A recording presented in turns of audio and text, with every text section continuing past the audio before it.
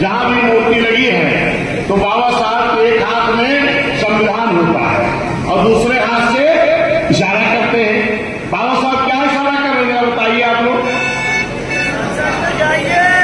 बाबा साहब इशारा कर रहे हैं कि इस संविधान में हमने बड़ी मेहनत से वोट का अधिकार दिया है।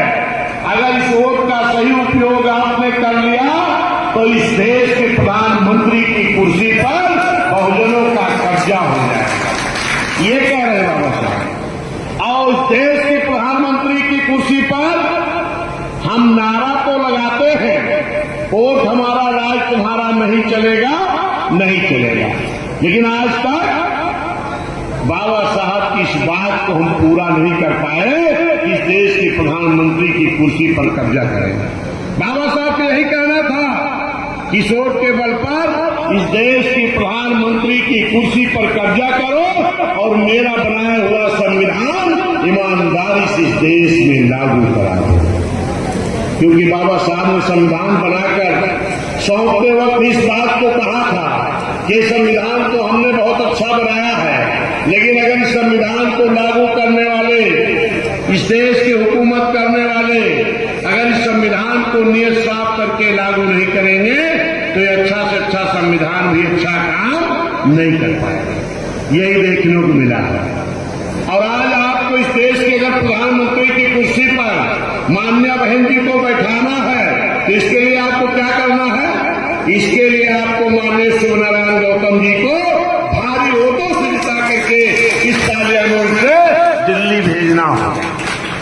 आप जब वोट डालने जाते हैं तो एक तो ये देखते हैं कि हमारा कैंडिडेट कैसा है, दूसरा ये देखते हैं कि कैंडिडेट जीत करके जाएगा तो प्रधानमंत्री किसको बनाएगा, और जो प्रधानमंत्री बनेगा वो किसके हित में काम करेगा।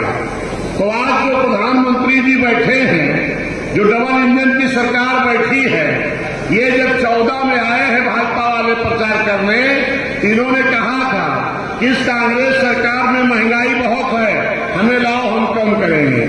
इस कांग्रेस सरकार में भ्रष्टाचार बहुत है, हमें लाओ हम भ्रष्टाचार मुक्त देश बनाएंगे। इस कांग्रेस सरकार में नौजवानों को रोजगार नहीं मिल रहा, हमें लाओ प्रतिवर्ष 2 करोड़ नौकरी देंगे। इस कांग्रेस ने इस देश का धन विदेशों में जमा करके रखा है, हमें लाओ हम विदेश का काला धन वापस ला करके आपके खाते में भेजने का काम करेंगे। क्या 2 करोड़ नौकरी नौजवानों को मिली क्या इस सरकार में? नहीं मिली। और इतने नहीं, नौकरी भी नहीं मिली और आपकी नौकरियों को एनजीओ कर दिया गया। और आप जानते हैं कि SC, ST, OBC का जो नौकरियों में आरक्षण है वो खाली सरकारी विभागों में है, प्राइवेट में तो नहीं है ना। लेकिन ये सरकार क्या कर रही है? सरकारी विभागों को प्राइवेट कर दे रही है जहां आपका आरक्षण लागू ना हो सके। भ्रष्टाचार तो इतना बढ़ गया है कि आप खुद ही देख रहे हो। इन्होंने कहा महंगाई कम करेंगे, क्या कोई ऐसी वस्तु है कि जिसकी महंगाई कम हुई हो? हर वस्तु की कीमत कई गुना बढ़ी है। क्या विदेश का काला धन आपके खाते में आया है? अरे आने की बात छोड़ो।